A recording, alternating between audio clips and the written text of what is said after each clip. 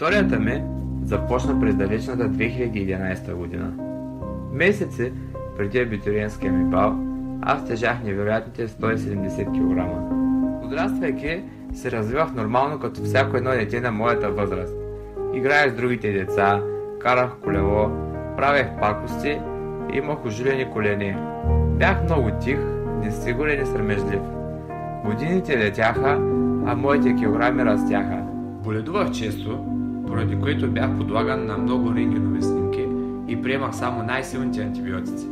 Времето минаваше бързо. Аз пълнех всеки изминал ден. Спомням си как гледах моите приятели да ходят по магазините и да си купуват нови дрехи и да изглеждат приятно. Един ден реших и аз да излиза на пазар и да си закупя някоя нова дреха.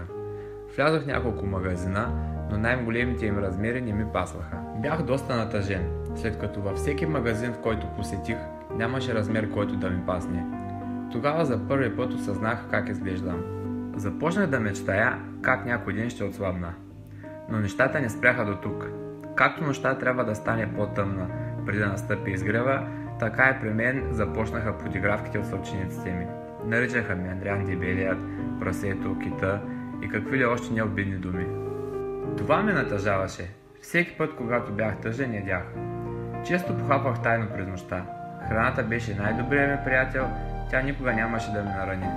Бягах от часовете по физическо възпитание и спорт, защото когато се налагаше да покриваме срочните нормативи, идваше моя ред, всички ми се присмиваха и подиграваха как бягам и как ми се тръскат мазнините. Времето минаваше и така от дебел момче в 9 клас се бях превърнал в 12 клас зрелостник с прекалено наднормено тегло. Казах си, че повече нещата не може да продължат така и че каквото и да се случва, ще успея на всяка цена. Споделих на моя близък приятел Радо, че съм решил, че искам да променя живота си и че ще отслабна на всяка цена. Така започна моят път към фитнесът и спорта. Спомням си първият път, в който стъпих в фитнес залата. Хората ме гледаха като извънземно, защото просто не бяха виждали толкова огромен човек като мен. Беше ми много трудно. 3 месеца изкарах всяка тренировка във въртене на колело, по 1 час, 5 пъти седмично. За абитуриентския си бал успях да сваля малко килограми, но визуално почти нямаше никаква разлика. Тук всеки очаква да чуе хепи енд, но тук случая не е такъв. След завършването ми започнах веднага работа и нямах възможност да ходя на фитнес. Правех опити да съчетавам нещата, но просто не се получаваше. Нещата се влошиха. 6 месеца по-късно останах без работа и започнах да изпитвам остри болки в кръста. Спомням си, една вечер бях излязъл с приятели. Едва му успявах да стоя седнал повече от 50 секунди заради острите болки в кръста. Те бяха толкова силни, че разстоянието от 10 метра ми трябваха 15 минути да го измина. Но реалният проблем беше шофирането. Всяко едно натискане на спирачката идваше със сълзи, защото болката просто беше непоносима. На следващата сутрин отидох на лекар и той ми съобщи новината, че имам дискова херния и че се налага да бъда приет в болница. Изкарах 8 дни на системни инжекции. На изписването ми попитах лекарите дали ще мога да продължа да тренирам. Казаха ми, че няма да мога и да не пробвам, защото мога да влоша състоянието си. Бях много тъжен. Изминаха 3 седмици и реших да взема нещата в свои ръце. Да се завърна към спорта, пък каквото ще да става. 6 месеца по-късно отново започнах работа. Още на първата заплата се завърнах към тренировките. Измина към година и половина, но почти не бях прогресирал. Почнах да си мисля, че си губя времето и че е невъзможно да отслабна. Мислех си, че просто съм роден така и че така ще се остана. Но това не ме спря. Изкарах негативните мисли от ума ми.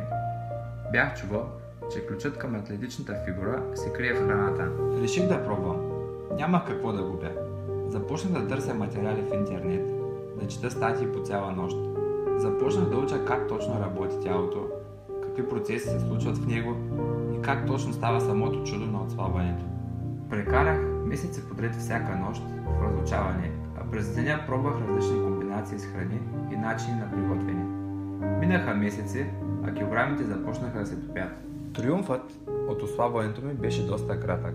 В началото на май месец 2015 година получих контузия.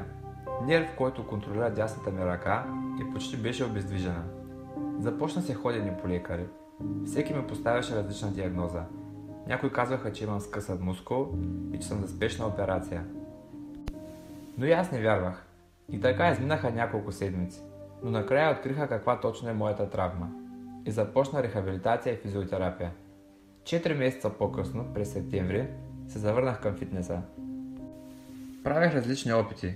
Ходих да бягам сутрин. Въпреки, че имах крива кост на левия крак, по рождение, не приемах не и не мога за извинение. Казвах си, каквото и да ми струва, аз ще се оправя и ще се завърна в залата на всяка цена.